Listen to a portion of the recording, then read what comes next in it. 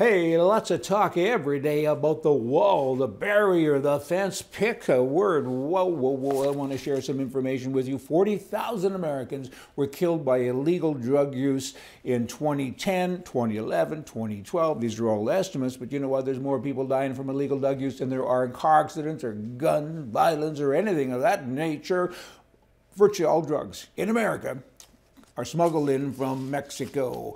There's been about 4,000 Americans killed by Muslim terrorists in the past few decades versus 23,000 Americans killed by Mexicans, illegal Mexicans.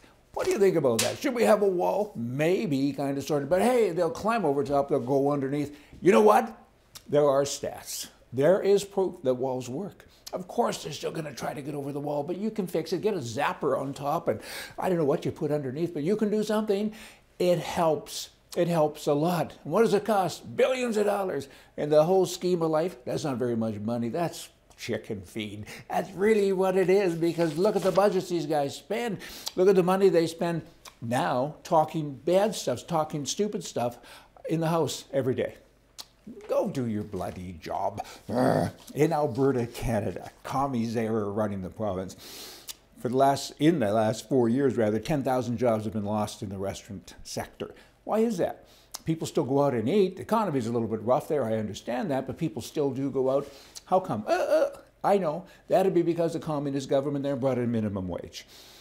People didn't need minimum wage in the restaurant business. They make a lot of money with tips. You could pay them nothing and then still make a lot of money. Many of them reportedly earn $100,000 or more. And now they've been laid off. They've lost their job because the government came along and said, hey, you got to do the base here. The guys say, hey, it used to be the customers paid with the tips, and now you want me to pay more? I can't afford that, so I'm going to let them go. My wife and I, common sense, hey, good sense ain't common, and now there's 10,000 people out of work, all because of communist thinking. Dumb. 40% of all Canadians don't pay income tax. 40%. That would mean that 60% of the people are picking up the bill for the other 40%. You take from one and you give to another. Is that nice? Is it smart? No, it's not. I mean, that again is socialist. You got to do some rejigging here. It's got to be done soon.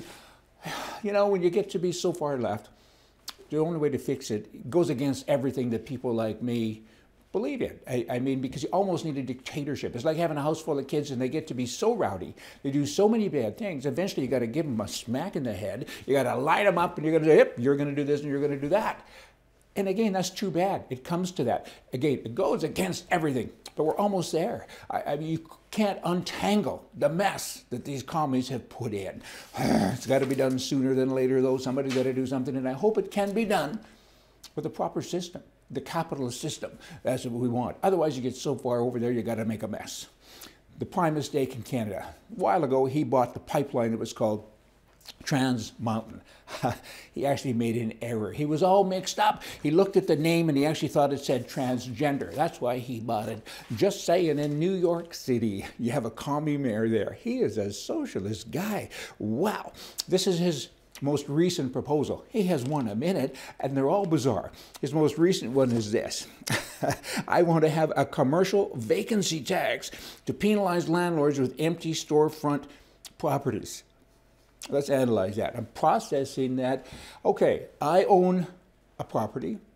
It's on a store, or a street front rather. Used to be a store. It's vacant now because the guy that had the store moved out. And now I'm sitting there looking for a new tenant. I need a tenant. I have a mortgage. Blah, blah, blah, blah, blah.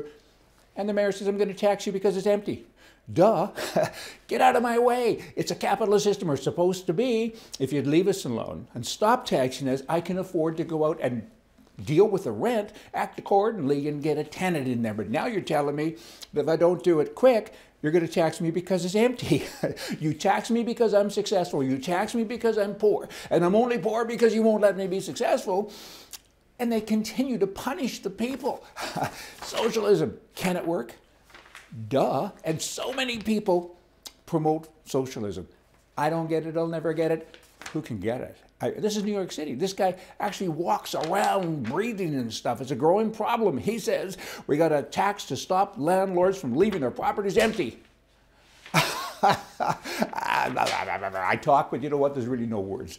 Let me give you two pieces of freedom, Doc. Okay, because guns are freedom, even if you don't have a gun, if you don't like to have a gun, if you don't even like guns, you You need to understand the freedom that's associated with that, okay?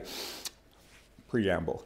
NRA, they're having their annual convention. I think it's 140, I'll find it, 145th, I think, 148th annual meeting and exhibit in Indianapolis, Indiana. I'll be there. If y'all are going to be there, come up and say hi to me. It is on the 26th of April to the 28th of April, 650,000 square feet of exhibit space. Wow, that's probably 15 acres.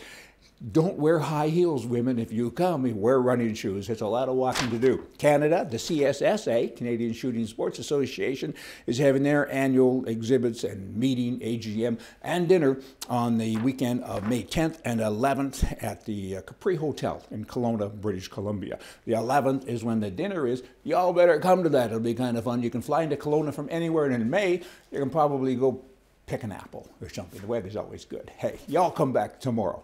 See ya.